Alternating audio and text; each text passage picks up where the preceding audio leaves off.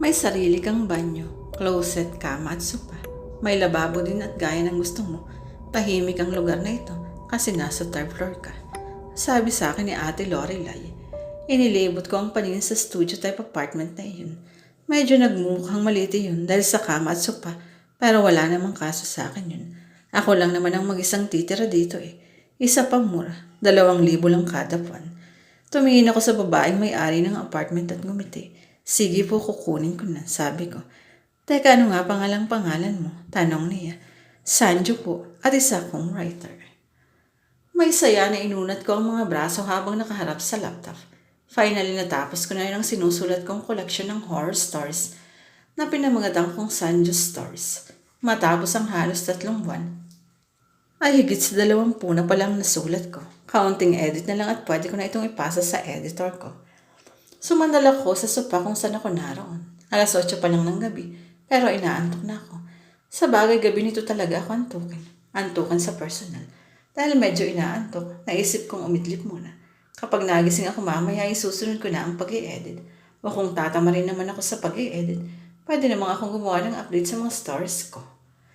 Pumikit na ako. Pero agad ding bumukas ang mata ko nang makarinig ako ng kaluskos sa loob ng closet. Daga, iyon ang naisip ko. Kaya pumikit ulit ako. May kumakaluskos na naman doon. Ipis. Hindi na ako nagbukas pa ng mata dahil pakiramdam ko ay pinagdamutan ako ng tulog. Pero hindi ko na mapigilan ang pagbukas ng mata ko nang may marinig uli ako sa loob ng closet. Hindi iyon isang kaluskos, kundi parang tunog ng ulo na malakas na inihampas sa badara. Tumayo ako at pinuntahan ang closet at binuksan iyon. Wala naman akong nakitang kakaisba sa loob bukod sa mga damit ko na hindi ko pa naayos dahil kalilipat ko pa lang. Napailing ako. Ito ang napapala ng kakasulat ng horror eh. Sabi ko sa sarili ko. Humiga na ulit ako sabay pikit. Ilang sandali lang ay para na akong baboy na humihilik. Gising ako. Alam ko. Nararamdaman ko. Gising ako. Pero bakit ganon? Hindi ko maigalaw ang katawan ko. Hindi ko maimulat ang mata ko. Gusto kong sumigaw, pero may hinang ungo lang lumalabas sa bibig ko. Hindi kaya ito ang tinatawag nilang sleep paralysis? Bigla akong kinilabutan ng maramdaman ko. Ang isang kamay na mahigpit na humawak sa aking 2 paa. Doon ako nagpanik pero wala naman ako magawa dahil hindi ako makagalaw. Nagdasal ako. Nagdasal hanggang sa imigalaw ko ang hiniliit ng daliri ko sa kamay. Hanggang sa buong kamay ko nang naigalaw ko at bigla akong nagising. Humihingal na pabalikos ako ng bangon. Agad kong tinignan ang aking mga paa pero wala akong nakitang kamay na nakahawak doon. Nahihilamos ko ang 2 palad ko sa aking mukha. Tumayo ako sa sofa at uminom ng tubig.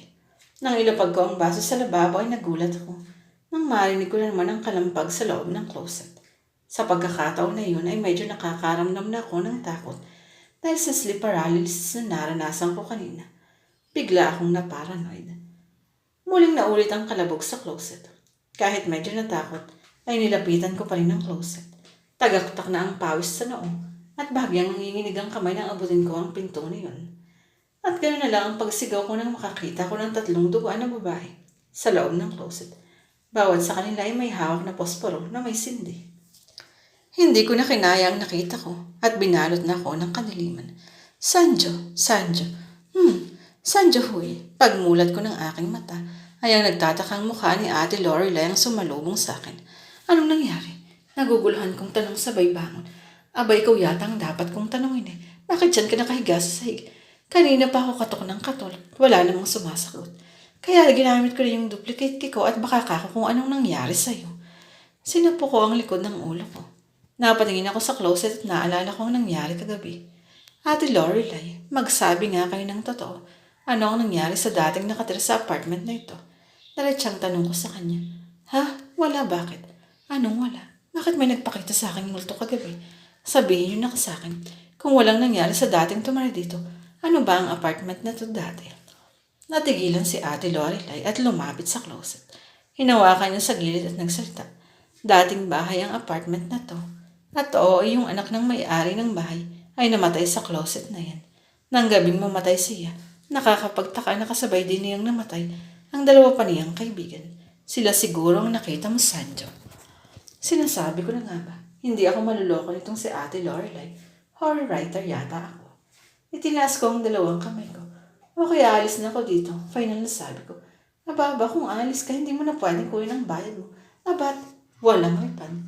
Eh di wala na kung wala.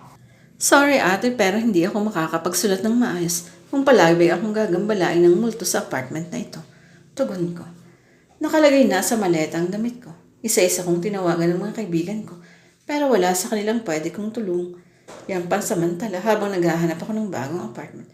Mukhang wala akong choice kundi ang magstay pa dito hanggat hindi pa ako nakikita ng bagong tirahan. Grabe talaga ang mga kaibigan ko yun. Birthday ko pa naman yun pagkatapos wala man lang nakatulong sa akin. Kahit pa birthday na lang nila. Puro sila dahilan na hindi raw pwede sa kanila. Ganito, ganun. Leche sila. Pag wala ako, yumaman, huyo kayo sa akin. Sumapit na naman ang gabi. Ang oras na kinatatakutan ko dahil natatakot na ako na baka may magparamdam na naman. Nakaupo ako sa sopa at pinapakinramdaman ng pagiligid. Sa isip ko ay kinakantahan ko ng happy birthday ang sarili ko para kahit paano ay mawala ang takot ko.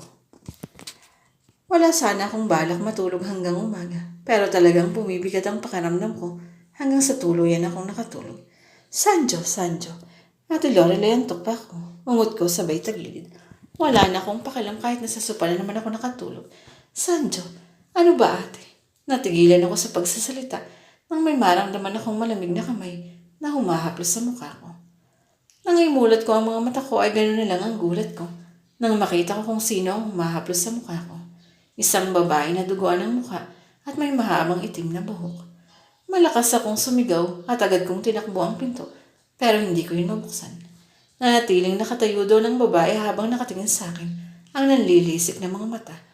Halos nakatakihin ako sa puso sa sobrang takot.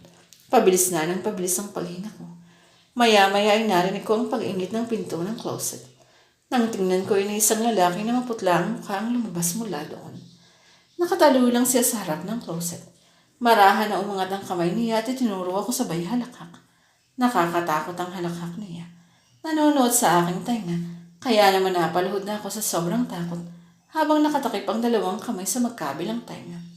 Halos mabaliw na ako ng mga sandaling iyon. Nanginginig na ang buong katawan ko. Lalo pa akong natakot nang may sunod-sunod na kumatak sa pintuan. Sanjo, papasukin mo kami. Paulit-ulit na sabi ng mga kumakatok.